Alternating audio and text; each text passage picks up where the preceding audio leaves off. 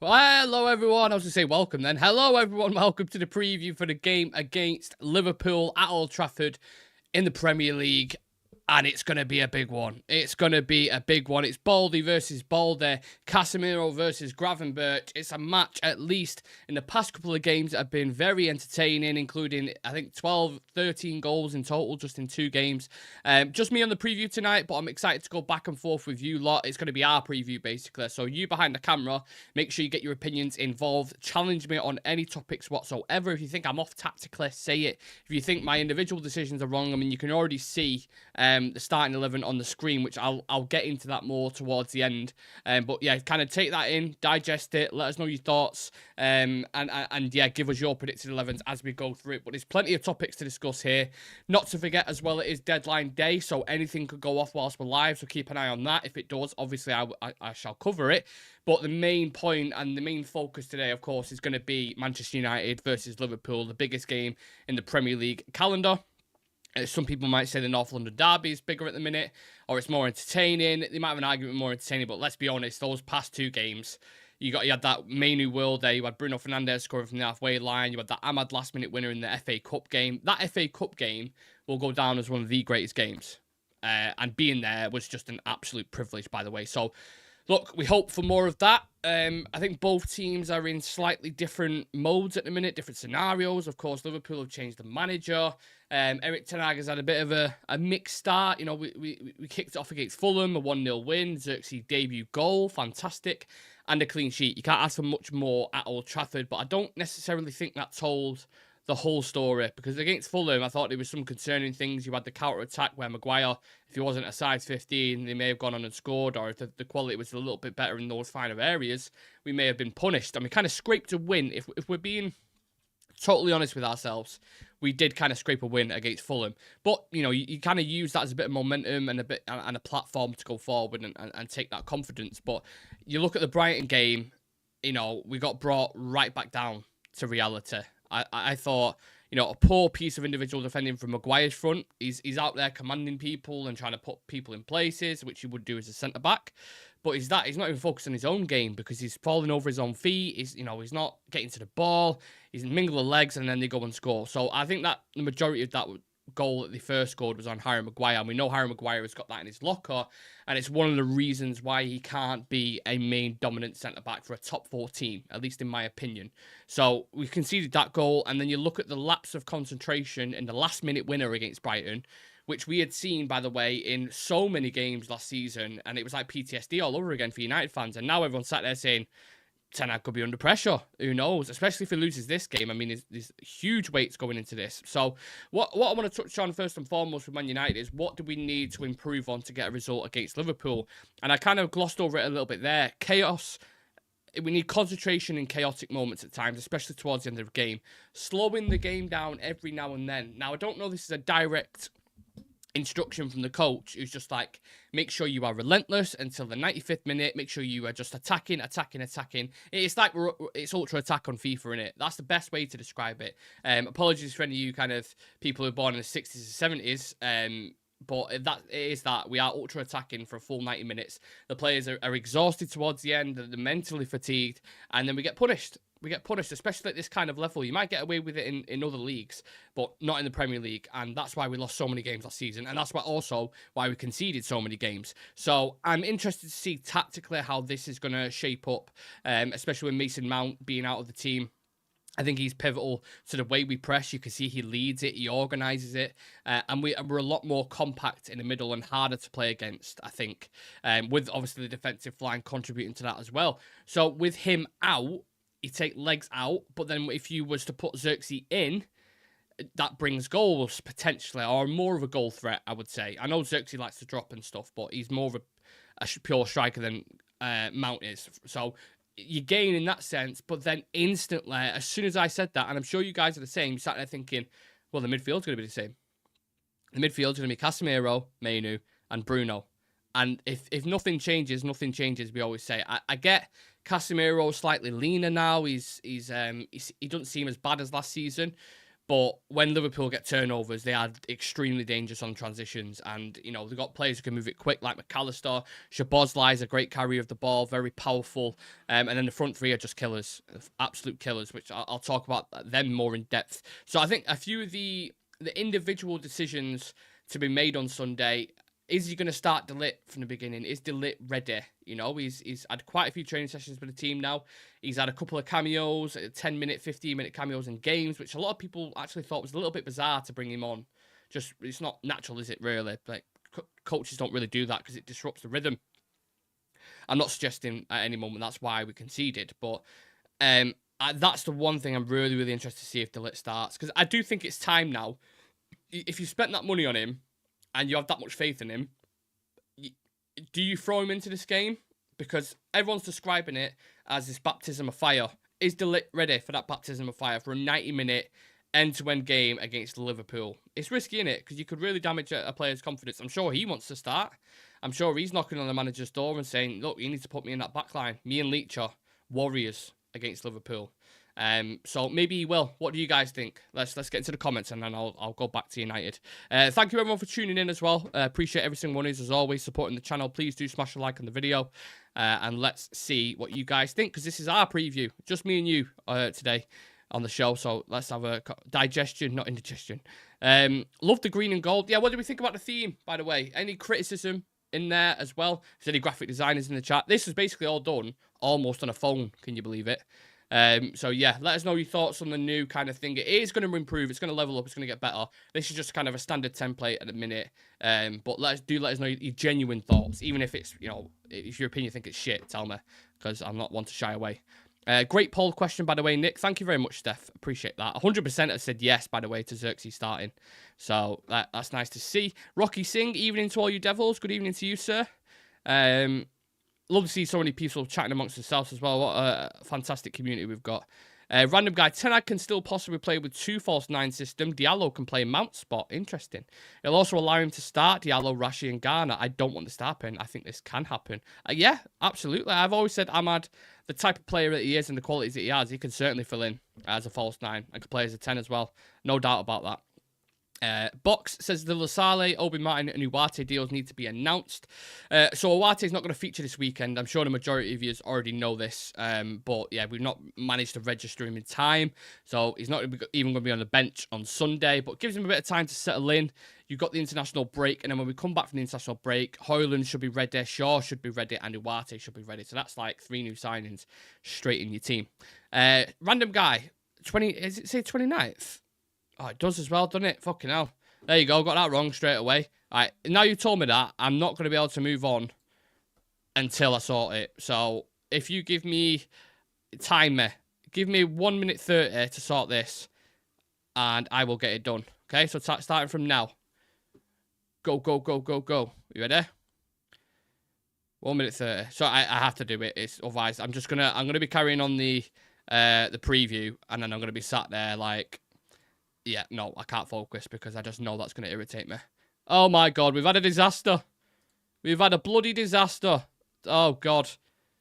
People can't see me. What's going on? It's not happening. Oh, God.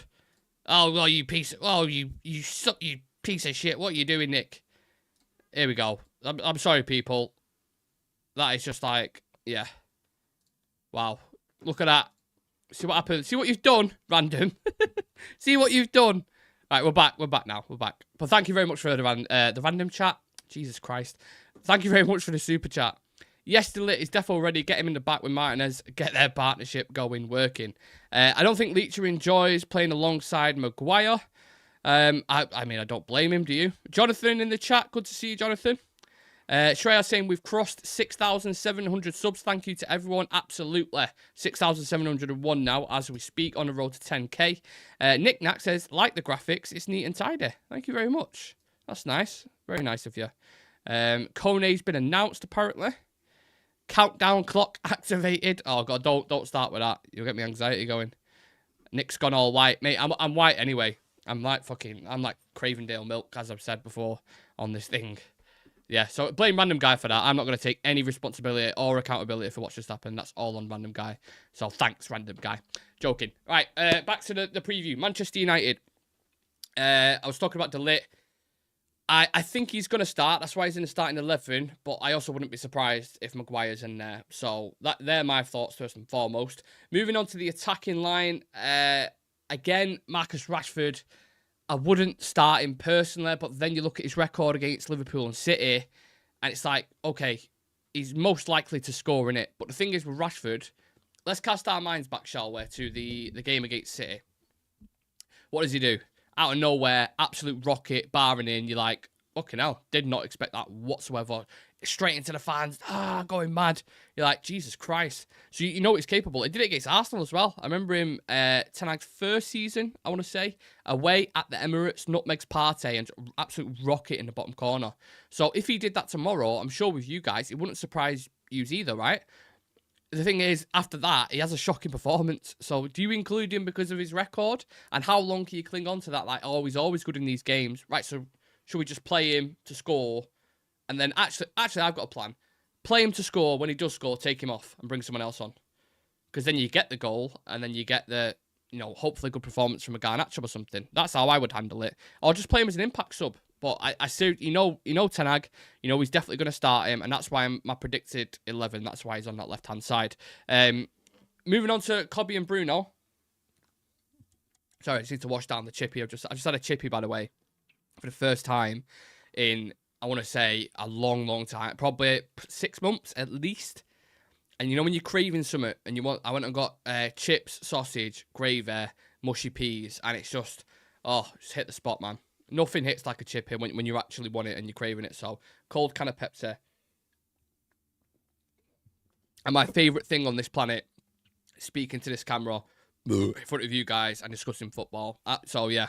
I'm at an 8 at the minute, an 8 out of 10. It might go to a 9, let's see. So, Bruno and Kobe, midfield. I think these two need to step it up slightly. I think Manu looks a little bit tired and leggy in games.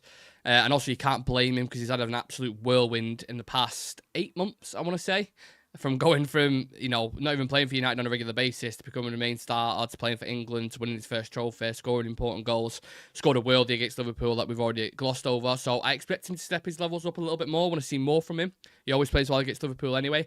Bruno Fernandes, he's not been poor at the start of the season, but he's not, when you watch like Ødegaard and De Bruyne for City, they are straight off the bat, boom, getting assist, clocking assist, creating chances. Bruno's done that a few times. He's created chances, but I want more. I want more from him. He's the captain at United. Let's see more. In these games, he usually turns up. So, yeah, I'm looking forward to that. And then the kind of last thing I want to touch on with United before I discuss some stats and get into Liverpool.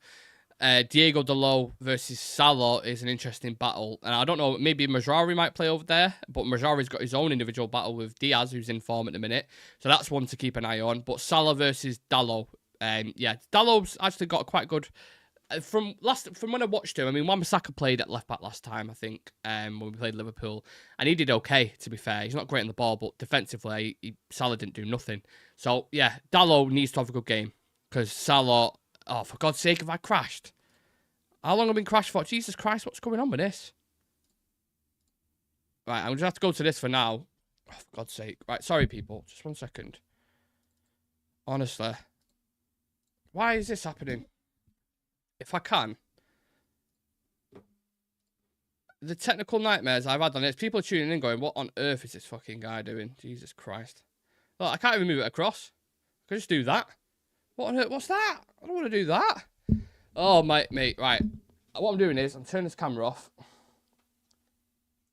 You can set up all the graphics you want in the world. You can be prepared. Is it Mike Tyson who said you can always have a plan until you get punched in the face? And right now, I'm being fucking punched in the face by technology. So let me just reset this. And hopefully, if it decides to let me, I'll fucking... There we go. And then look, see what I mean? All right, we're back, I think. Sorry, people. Hopefully, if it crashes again, I'm going to headbutt the wall. So, keep an eye out for that. Right, I'm going to go to the comments, and I'm going to regain my composure. Rashi looked good in the Community Shield. That's one game, though. He looked good in pre-season. He looked really good in pre-season, so, yeah. Happy days, Nick. Can't beat a chippy tea. Absolutely. Only 4 out of 10 on the burper meter. Everyone always goes on about me burping, man. It's because, to be fair, I don't like having a dry throat when I'm doing like live streams and stuff. So I always have like a can of something. So that's probably why I'm burping a lot. I could just burp on command anyway when I want, to be fair. See? A few seconds crash like Wall Street. Hey, these are some of you on it tonight. I don't know if it's like you've had a drink or whatever, but spot on. Yep, that was a frozen moment in time right there. There's another one. Pissing myself, laughing, poor Nick. Your burp affected the stream. Issues in the Matrix. Back in the room. Don't worry, hardly notice things. Smooth as... Yeah, I know. I'm a smooth criminal, aren't I? Okay, should we go into stats then? Got a couple stats here for you. Marcus Rashford has scored 7 goals for Manchester United against Liverpool. Only Stan Pearson, never heard of him, have to be honest. George Wall, also never heard of him. Sandy Turnbull, had heard of him. I've scored more for the club against the Anfield side. Liverpool's Mohamed Salah has scored in his past 3 Premier League away games against United. 5 goals. Liverpool haven't beaten us in a competitive fixture since March 2023. That was a 7-0. And don't just forget about that. And in the past 5 games, they've only beaten us once. So some good omens here in the stats. I'm liking it. Mohamed Salah has been particularly effective against Manchester United, becoming Liverpool's all-time top scorer in this fixture with 12 goals. His performance will be crucial in determining the outcome of the next encounter. That's just straight from the stats. I don't know why they've added that bit at the end, but it is what it is. So, unfortunately, when we do a preview, we have to talk about the opposition. I don't like talking about Liverpool. I don't like praising them. You know, they're doing well. They've not had a shaky transitional period like we had with Ten Hag. They've got a bald coach. There's some similar comparisons there, unfortunately. So, yeah, they've started life under Arne Slot, I would say, pretty well. They look good, which isn't great. And I was actually listening to Thomas Frank after the Brentford game, and he got asked about, you know, what's the difference from playing him when he was under Klopp to playing him under Arne Slot. And he said, I didn't mean that for that to rhyme. It's the same players. They've been playing the same way for 8 or 9 years. Not all of them, but a lot of them. They still have crazy quality all over the pitch. They are still dangerous on offensive transitions. They scored 2 goals from that. There was a few little bits in the structure in the build-up play. They were the bigger differences. And just a little bit of an extra insight here. Last year, out of the top 7 leagues in Europe, Arne Slot's side, so when he was managing Feyenoord, had the most turnovers of any club. Second place, guess who that was? Liverpool. So, you know, a very aggressive, attacking, progressive coach. They've got 2 wins out of 2 from the start of the Premier League campaign. Both games, they kept a clean sheet, although Ipswich did give him a bit of a run for the money, and Brentford had a couple of opportunities, so you can get at him. But just with this game, initially, I am a little bit concerned. I think we make way too many mistakes. We don't keep clean sheets. And you look at Brighton's forwards, they've got quality. Matoma, João Pedro, Welbeck, Minte, as we call him. The good, good level players. These forwards that Liverpool have, they're a next level to that. They're a lot more clinical, and they'll absolutely kill you if you make any mistakes. And on the transition, they're so deadly. So that's why I'm concerned, because I know United have a mistake in them. It all depends on individual profiles, who we line up with, how we set up. But if we're going to be more open, because with Mount being out, and if Maguire starts again, and Casemiro might be slightly off it, I'm just like, oh, I want to be positive. I want to look at it and think, everything aside, we can win this game if we play our best. It's just if we do that or not. I'm not entirely sure. If you're looking for any kind of weaknesses in the Liverpool team, I don't think they have loads. You can get at him. I think Gravenberch in the midfield maybe is an interesting thing we can discuss. Obviously, he's kind of new to that role. When he was playing under Klopp, I believe he was more used as an 8, even when he was at Ajax. He was used more as an 8. But Arne Slot's deploying him as the deepest midfielder, I believe. And then they've got McAllister and Szoboszlai more advanced. So maybe that's something you could target. He has looked good for him, in fairness. But like I said, he's had a couple of games in that role. Maybe he's done it for Ajax a couple of times, or Bayern Munich or whatever. But predominantly he has played as an 8. So that is something I would look at. But apart from that, like I said, the quality on the pitch. They've got the wing-backs who push on and have a great delivery. They've got 2 tall, quick, physical centre-backs who are decent on the ball. The midfield, I would I wouldn't say me as good as a collective. That's probably the weakest area of the pitch. But even Szoboszlai, McAllister, and Gravenberch are decent players. And then the front three have all scored already this season. Jota's scored, Diaz has scored, and Salah's scored too. So all of them full of beans, full of confidence. Some of them have got a great record at Old Trafford. You can just see it, like they've got the tails up going into this one. So we need to be absolutely on it. And sometimes, you know what? Form goes out of the window with these games. It does. You look at the past couple of times we played them in the past few years. We haven't been our best. We finished 8th last season, but we still knocked them out. We knocked them out of the FA Cup, and we knocked City. Well, we beat them in the final. So they are capable, is my point, but you just never know. We are quite literally the Forrest Gump analogy. You never know what you're going to get with us. So it keeps you on your toes. Look, 11 goals in 2 games suggests it's going to be open and expansive from the past couple. Xerxes, Bruno, going to be important, I believe, in particular in this, with the creativity that we need, but also the finishing on our end from the wingers who are going to be running in behind and making those diagonals. If Rashford gets a chance like he did in the FA Cup final, which he missed, if you remember, that 89th, 90th minute, and we keep doing that, you're going to get punished. And we need to kill him off in transitional moments. So let's go to the comments.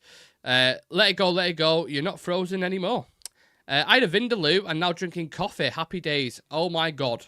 Your ass is going to be like Justin Timberlake. Is going to be crying rivers, mate. A Vindaloo and a coffee. Wow. That is heavy. If that's real and legit, you are buckets of shit, mate. Jesus Christ. I know Uarte won't feature, but it feels like the game for a debut in the centre defensive mid role. Yeah, unfortunately, it's not going to be available even to come off the bench. It would have been great if the legs are tiring. Casemiro looks a little bit leggy. Mainu does. Uarte's the perfect. Go out there, put some fires out, get stuck in, get a yellow card. You know, for a dark arts kind of foul. But he's not going to be available. And neither is McTominay. You ain't got McTominay to bring off the bench either, have you? You know, so we're 1 down in that respect. My worry is our front three just not firing at all. Yeah. Catch you later. Gonna get takeout. Bloody starving now. Look at this name. Right, let's have a look. Shahazai Muzai says they will screw United up and down. Anthony to come off the bench, score a winner, and then go missing for the rest of the season. Listen, if he scores, I don't care. Let him do that. Let him score. No, Nick, put Bruno at centre forward. Okay, so who plays? So Xerxes doesn't play? Does he drop to the bench? Does he go out wide? Talk to me. Talk to me, people. Uarte, yellow card, drop kick Van Dijk in the chest. I wish he could, but he's not going to be available for this game. So let's discuss who are going to be the ones to watch. Put yours in the comments and let me know why you think they're going to be the key player in this game. Give me a bit of a detailed description. Don't just put the one name. I'm going to go with an obvious one. I don't want to be that boring guy who does it, but for Liverpool, it's Mohamed Salah. It just is. He's got the best record for Liverpool against us. He always scores, no matter what game it is. He's already scored 2, so he'll be looking to add to his tally, and he likes Old Trafford. He likes playing it. As much, it kills me to say it. I hate saying it, but he does. It's just the truth. And truth is harsh sometimes. People don't want to listen to it. So I think Salah, he's definitely one. I think Diaz could have an interesting battle against Mazraoui because he's in form, flying, very quick, electric winger. And for us, surprisingly, I am going with Rashford. I'm almost being a hypocrite here because I was talking earlier how he scores and then I take him off. But if anyone's going to do it out of nothing, it's him. Because he has a track record of it. All that stuff that happened with Belfast and the negativity around him, and he came back against Wolves, what did he do? First 10 minutes, scored. A load of shit before the City game, people criticising him, blah, blah, blah. What did he do? Rocket, barring in. So the history, is what I'm saying, would suggest that he would probably score or do some damage in this game. And against Trent, he has done well before. So that is something. I think it'll be a fun watch regardless, at least from a neutral perspective. This game is going to be really, really good, I think. So, yeah. Uarte not played a gas since 14th of July. Silly of us to think he'd been ready. Yep. Yeah, agree. Amad Garnacho on the wings, Xerxes up top, and just pack the midfield with Casemiro, Bruno, and Koppe. I wouldn't be opposed to a diamond either, you know. I really wouldn't. Let's say, but then I'm thinking, oh no, we haven't really got the profile to do it. If you could have Casemiro, Bruno, Mainu, and maybe, I don't know. No, we haven't got the profile to do it. We really, really haven't. If Uarte was in there, I'd say, yeah, have Uarte at the base of the diamond, have Mainu and Casemiro, and have Bruno like spearheading it, and then have Xerxes and Rashford as your width options, or Xerxes and Garnacho, whichever way you want to go. But yeah, we haven't got the depth at the minute to do that. Stephanie, it's going to be a high-scoring game. Ahmad as a right wing and Garnacho as a right wing is best versus Liverpool, I think. Right, I'll get into my 11 and why I've gone with that, and I'll explain. We are clutching at a straw, mate, thinking Rashford's going to turn up. Everyone said the exact same thing before the City game and before the Liverpool game, and he scored. So, I get I take your point, I understand it, because I feel the exact same. It just wouldn't surprise me if he scored. Really, really wouldn't. Okay, right, what was I doing now? So, usually when we do these previews, I mean, you guys have been watching them for a while, so you know we do quick-fire questions. I have no guest on today, or I have no lads from the channel, so what I thought I would do is throw you guys the quick-fire questions. So the 5 questions I'm going to ask you, and again, if you could be asked, comment in and type in, then type your answers in. Get ready for these 5, okay? Is Mason Mount a huge miss in this game? Just a yes or no. Will anyone get sent off? Yes or no. Will there be more than 3 goals in total in the full game for both sides? Give me a percentage on the odds for tomorrow's game, for Sunday's game, sorry. What would you give 50-50? Would you go 60-40? Let us know. And then the last one, prediction for man of the match on Sunday. There's your 5 questions. You're a part of the show. Get them in. Quick fire 5, we'll call them. Everyone's just putting yes, yes, no, no. So I don't know what everyone's saying yes to, or yeah, no idea. So that has gone wrong. But thank you for getting involved regardless. I'm just going to double check before I get into my 11. I want to see if there's any updates on... Oh, Palace has signed Chalobah on loan. Interesting. Yeah, I've seen if there's any updates on... Sekou Kone has officially been announced. £1 million. Great signing. Nothing on Sancho as of yet. We're going to be live for the last hour of the deadline window anyway, me and Sam. So I was just double checking if there's anything on that. Okay, yeah, let's go back to him. Yes, no, yes, 50-50, and Xerxes. Okay.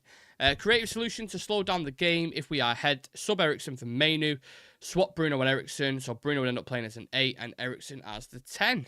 Liverpool wins 60%. United win 25%. Draw 15%. Ooh. I do feel a lot of people I think Liverpool might win this. And we'll give our score predictions towards the end. But yeah, I'm not as optimistic going into it. I have to be honest with you, lads. I'm really, really not. Rocky Singh, 60-40.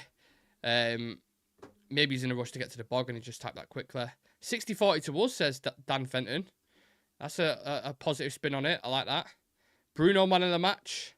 Newcastle trying to sign Elanga. I did see that, but I'm pretty sure Forest don't want to sell anyone now. Mo Salah like to get a brace. Yeah, and yeah, I got a bad feeling. I got a bad feeling about it. Anyway, let me dive into my team. So, I've got Onana, Mazraoui, De Ligt, Licha, Dalot, Casemiro, Mainu, Bruno, Garnacho, Xerxes, and Rashford. And the reason why I've gone... anyone you guys know as much as the next person, I'm a huge fan of Amad Diallo. I've been pushing for this kid to start for years. However, I think the way this game is going to go, judging by the past 2 games, you're going to need Garnacho and Rashford on that counter-attack. Just wings on both sides, very direct. And Xerxes dropping in and feeding them as well. And then you can have Bruno kind of advancing a little bit more if needs be, because both players are comfortable in both areas. But them 2 wingers are going to be really, really important. Mainu and Casemiro, because we don't have any other options whatsoever. And I've put De Ligt in there more out of hope that he might start the game, because I think it's time. Maybe Ten Hag thinks different. Maybe he thinks he's not ready just yet. I want to get him up to speed and then chuck him in. But I think he should go in there. You know, if you're going to trust a player, if you're going to bring him in for the price tag and you really push for him, you need to put him in a game like this and see how he handles it. Because Maguire had a few mistakes in the last game. So I wouldn't start Maguire in this. I'd put Mazraoui at right back because he's been doing well there. Dalot equally. Coming up against Mo Salah. Obviously, Mo Salah's naturally left-footed. He's going to be cutting in a lot. That will be comfortable for him. You know, Salah does it. He does take it on his right sometimes, but he's very left-footed in it in that sense. So I think Dalot may be okay there. I don't want to kind of curse it now. And then Onana in net is just for obvious reasons. He's always going to start there. He's our #1 goalkeeper. So, yeah, like I said, I wouldn't personally drop Amad Diallo. I would like him to play, and maybe he does play. He scored a goal in the last game, so Ten Hag might stick with him. He's putting a lot of faith in him at the moment. Let's see. Let's see what happens. Should we do score predictions, people? I think we should. I don't want to give this score prediction. Here's a question for you. Do you want me to give an honest score prediction, or do you want me to give you a hopeful score prediction? I'll let you guys decide. You run the show. So you tell me. Lucky Chiesa's not available. Yeah, Chiesa won't be available for it. I think Curtis Jones is injured for Liverpool as well, so he's not going to feature. I don't like Curtis Jones anyway. I think he's a bit of a dick. 1-1 Garnacho goal for them. Salah. That's from Joshua Owen. Dan saying Onana, Mazraoui, De Ligt, Martinez, Delo. So same team as mine, but with Ahmad on the right-hand side and Garnacho on the left. Xerxes scores 2, Anthony 1, Chiesa 1. Well, Chiesa's not available, so he won't be on the pitch. Honest and hopeful, says Jonathan. 1-0 to United, says Jay. Pinch the win with a counter-attack. Both. You want both my honest score? Honest score. Okay. Right. Honest. I say Liverpool 2-1 or 3-2. If United really start pushing for a goal. Yeah, I just think the form that both teams are in at the minute, the issues that the cobwebs that we can still see with this Ten Hag system, I think Liverpool can really exploit just in the nature of the way they play. Hopeful. I think if we turn up, you can get a 2-1 win. We ain't keeping a clean sheet, so I think people need to kind of digest that now. We ain't keeping a clean sheet. Definitely not. We will concede at Old Trafford. So it's a case of almost outscoring them, really. And that sounds like obvious logic. Sounds like I've just done a Michael Owen there. You know, if he scores that, it goes in. All right, Michael. Cheers, mate. Idiot. But I just mean we're going to have to score quite a few goals, I think, to win the game. So it could end up... I hope it's a 2-1 United or a 3-2, a bit of a barn burner. But I just think we have the mistakes in our game and Liverpool will really, really exploit them. I hope not. I hope not. Because I'm going to do a watch-along for the game. So my blood would be boiling if we get slapped off Liverpool. If it's a 3-0... per meter. If it's a 3-0 or a 4-0, the amount of pressure, that's something I'm not even focused on. Why have I not spoken about that? And this, the amount of pressure that is going to be on Erik ten Hag if he loses this game. You can all see the media and the narratives that are going to be flowing already, can't you? Through TalkSport or whatever fucking outlet it'll be. They're going to sit there and they're going to go, one bald coach, been in charge for a couple of days at Liverpool, other bald coach from a Dutch bald coach, come from the same Eredivisie, has come in and he's lowering the table. He's just lost the game. Clearly, this is the wrong decision. Pressure on Ten Hag. And ongoing. Now, I understand why people would go for that narrative. I understand, look, Ten Hag, this is his 3rd season in charge. So the microscope is firmly on Ten Hag's bald head at the minute. And if he loses this at Old Trafford in front of the fans, you might even see boos. It wouldn't surprise me. So you cannot lose this game. You can't, because then you're starting the season, winning 1, losing 2, and especially losing to Liverpool at Old Trafford. That's massive. I know Arne Slot's inherited a squad that I've already referenced that have played a similar style for so many years. They know the patterns, they're just used to it. And he's actually brought a bit more calmness as well to this Liverpool team. So that's why they've not bought anyone. Like, people running around like headless chickens in the media and talking about, oh, Liverpool's not bought anyone. Well, they've got Chiesa and Mama Stella, whatever the fuck the guy is called, the goalkeeper. But they don't need anyone necessarily. They've got a really good team. You know, Trent, Kanate, Van Dijk, and Robertson. Especially Van Dijk, Robertson, and Trent have been playing for years. Together. So they know the... And Alisson as well has been there for forever. The midfield's had a bit of a reglam, no doubt. But then, you know, Salah, Jota, and Diaz have been playing together for quite a while. So there's chemistry and patterns there. We put De Ligt in there the first time he played. Mazraoui's played with Lissandro a couple of times in this United team. You know, Dallow's not used to De Ligt. So you see what I'm saying? You go through the team. It's only really Kobe, Mainu, and Casemiro who started quite a lot of games together. So... yeah, that's why I don't know why I went off on that tangent, to be honest with you. But yeah, I'm just being truthful, open, and honest. Rashford will be busy trying to book lads' tickets to be bothered to concentrate on a weekend game. How about a 3-3 draw? That's from Rajat. Jay McGrogan, Gabby Ogbonglehole with his shite on TalkSport. You know it's there, mate. Jay, you know it yourself, bro. On TalkSport, they'll give him a clipboard, and I don't know, they'll 10 HAG straight away. He'll be there like, I just don't see it. I don't see it. Like, why is he starting games? Why is he starting? Why is he going? Why is Casemiro still in the midfield? You see it already. Just lazy fucking analysis from a guy who's the most bang average player you've ever seen in your life, and he's still bitter over that fucking final that we beat him in the cup. Elite doing okay, bro. Everyone's having a conversation amongst themselves. Always love to see that. Michael Owen would fit here. He would. He really, really would. So there's my score prediction. I think Liverpool 3-2. Hopeful that we get a 2-1 or a 3-2. I always hate going against United, but if you continue to do what we've done, like we did in the Brighton game, how can we think anything else? We can't. Right, before I head off, let me double check any kind of updates at all. Like I said, we are going to be back live at 10 o'clock, me and Sam, to cover everything that's gone on in the transfer window, especially United. We're going to focus on that. And there's going to be a few other bits that we'll take a look at. And who knows, Sancho may have moved by then. It's getting closer and closer to the wire. It was literally a couple of hours before deadline. 3 hours. So it's looking more and more unlikely, I think. Let me have a look. 3-9 point would be a depressing start. Absolutely random.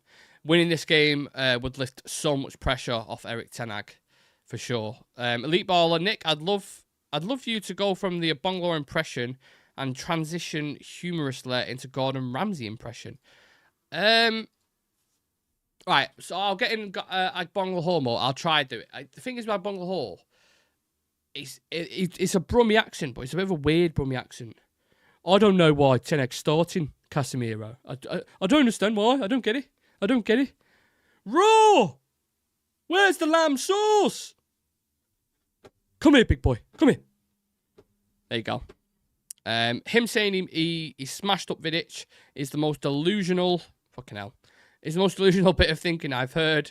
We have no energy in the middle to close them down. Casemiro going to be wandering upfield and Mainu going to be left stranded.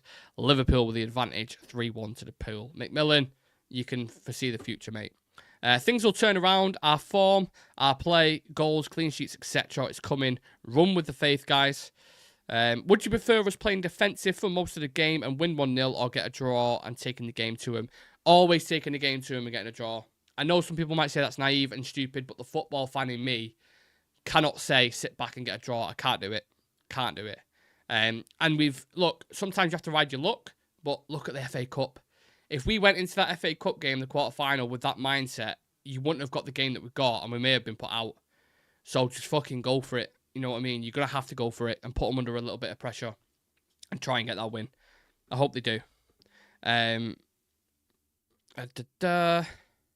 Make me mod if you want. Subscribers in Ks and likes as well. I don't know what that means, but yeah, we are going to decide on a couple of mods because I know that the people who are relentlessly in this chat and a couple of people have asked about it already.